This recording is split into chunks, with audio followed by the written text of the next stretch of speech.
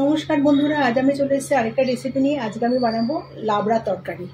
লাবড়া তরকারি বানানোর জন্য আমি কিছু সবজি কেটে নিয়েছি। এগুলো কেটে নিয়েছি পটল, এভাবে কেটেছি, মূলো, চিচিঙ্গে আমি দানা টানাগুলো ফেলেই কাটি, লাউ, ঝিঙে, কাঁচা লঙ্কা নিয়ে নিয়েছি, চিড়ে নিয়েছি কাঁচা লঙ্কাগুলো। আর এখানে নিয়েছি কুমড়ো আর আলুটাকে আমি লবণ মাখিয়ে রেখেছি। আর বেগুনটাকেও আমি কেটে লবণ আর সামান্য একটুখানি ময়দা মাখিয়ে রেখেছি। ময়দাটা মাখালে না বন্ধুরা তেলটা একদম কম টানে। তাইতে আমি সর্ষের তেলে আমি রান্নাটা করব। সর্ষের তেল বসিয়ে দিয়েছি। আগে আলু আর কুমড়োটা ভেজে তুলে নেব। এই লাল লাল করে ভেজে তুলে নেবো। লাবড়া তরকারিতে একটু ভেজে করলে পরে খেতে খুব ভালো লাগবে। কুমড়ো আলুটাকে লাল লাল করে ভেজে নিয়েছি। এবার এই তেলের মধ্যে বেগুনগুলোকে ভেজে নেব।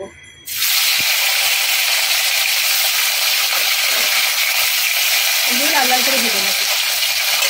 বেগুনটা লাল লাল করে ভেজে নেওয়া হয়ে গেছে। ওই তেলের মধ্যে আগে পটলগুলোকে ছেড়ে নিচ্ছি। পটলগুলোকে একটু ভেজে নেব। বেগুনটাকে তুলে দিচ্ছি। পটলগুলোর মধ্যে একটু লবণ দিয়ে দেবো অল্প একটু, তাহলে তাড়াতাড়ি ভাজা হয়ে যাবে। পটলগুলো ভেজে তুলে নিয়েছি। এবার ওই তেলের মধ্যে আমি ফোড়ন দেবো। ফোড়নের মধ্যে নিয়ে নিয়েছি একটা তেজপাতাকে দু টুকরো করে, একটা শুকনো লঙ্কাকে একটুখানি ফাটিয়ে নিয়েছি, মৌরিটা একটু বেশি করে নিয়েছি, মৌরি আর রাঁধুনিটা একটু বেশি করে নিয়েছি, আর কালো জিরে, সাদা জিরে, আর 4-5-7টা আমি এটা মেথি নিয়েছি। মেথি কিন্তু বেশি দিলে তেতো লাগবে মুখের মধ্যে পড়লে, আর একটা মেথি সুন্দর একটা গন্ধ বেরোবে, সেটাই ভালো লাগে। ফোড়নটা একটু ভালো করে ভেজে নেব।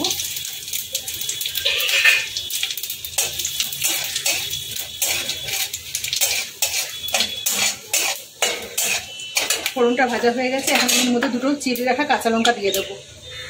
কাঁচা লঙ্কা দুটোর মধ্যে দিয়ে দেবো। ফোড়নটা ভালো করে ভেজে নেওয়া হয়ে গেছে। এবার কেটে রাখা এক এক একটু সবজিগুলো দেবো। দিয়ে দিলাম চিচিঙ্গে আর মূলোটা আগে।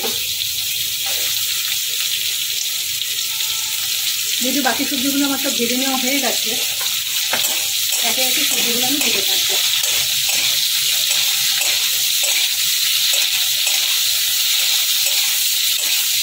হালকা একটু নেড়ে নিয়েছি। এবার দিয়ে দেবো কেটে রাখা লাউ আর ঝিঙে।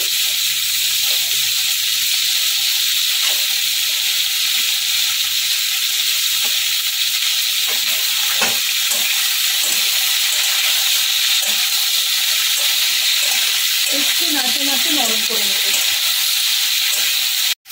এই সবজিগুলোর মধ্যে দিয়ে দেবো পরিমাণ মতো লবণ। আমি আলু, কুমড়ো, বেগুন আর পটলের মধ্যে লবণ আমি দিয়ে দিয়েছিলাম, তাই লবণটা খুব অল্প করেই দেবো, লাগলে পরে আবার দেখা যাবে। আর দিয়ে দেবো হলুদের গুঁড়ো, আর দেবো জিরের গুঁড়ো। বেশি দেবো না, 1 চামচ জিরে গুঁড়ো দিলাম। একটুখানি মিশিয়ে নেবো। তারপরে ভেজে রাখা বেগুনটা বাদ দিয়ে বাকি সবগুলো আমি এর মধ্যে অ্যাড করে দেবো। পটল, আলু, কুমড়ো সব ভেজে রাখা জিনিসগুলো দিয়ে দিলাম। বেগুনটা আমি এখন দেবো না। আর এই রান্নাটি কিন্তু কোনো জলের ব্যবহার হবে না।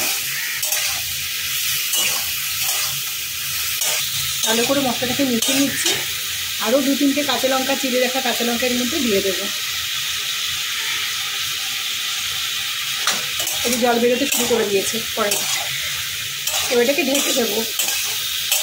কোনো জলের ব্যবহার হবে না, ঢেকে ঢেকে এটাকে সেদ্ধ হবে।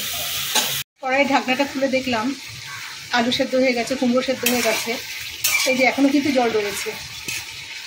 এবার এর মধ্যে দিয়ে দেবো ভেজে রাখা বেগুনটা। সবজিগুলো সব সেদ্ধ হয়ে গেছে। আর দেবো সামান্য একটুখানি আদা, গ্রেটারে ঘষে নিয়েছি, সেটা দিয়ে দেবো।